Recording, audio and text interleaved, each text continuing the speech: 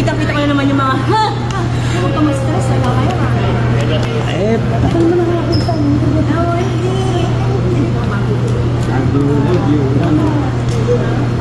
Bago lang isip, kaya nagtatanda nilang player. Huwag ka na masyado. Hello guys! Welcome back to my YouTube channel!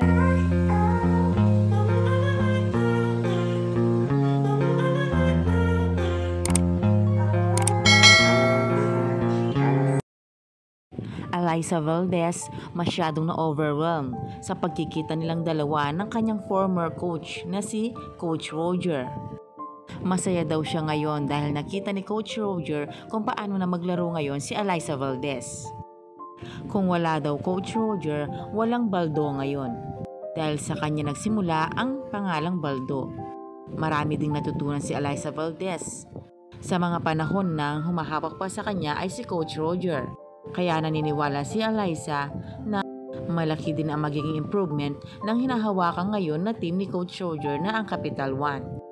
Napansin din ni Alyssa na high blood si Coach Roger sa araw ng laban nila ng Capital. Dahil nga may edad na ito, ayaw ni Alyssa na magpa-stress pa si Coach. Masyado itong nag-alala sa kalusugan niya. Sa lahat ng naging coach ni Alyssa Valdez, si Coach Roger lang ang kanyang pinaka-close at super sweet silang dalawa.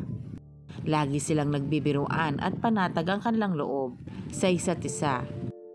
Proud din daw si Coach Roger kay Alyssa dahil malayo na ang narating nito.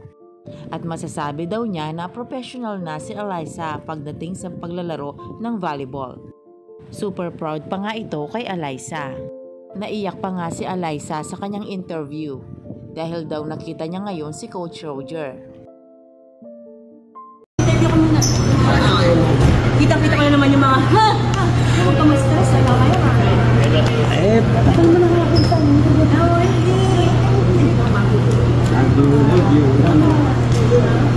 Bago lang isip, kaya nagtatanda nilang player. Huwag ka na masyado. Alam mo, it's always nice to go up against your former coaches.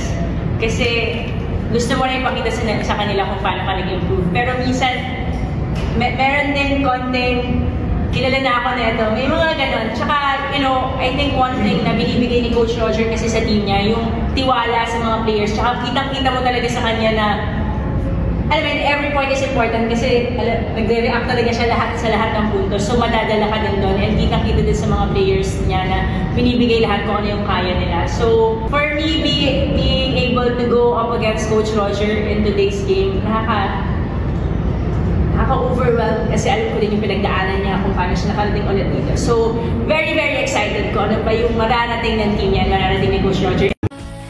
So, ayun na nga guys.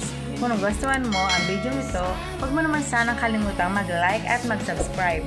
At pakipindutin mo na din ang notification bell para lagi kang updated sa aking mga videos. Thank you! Bye!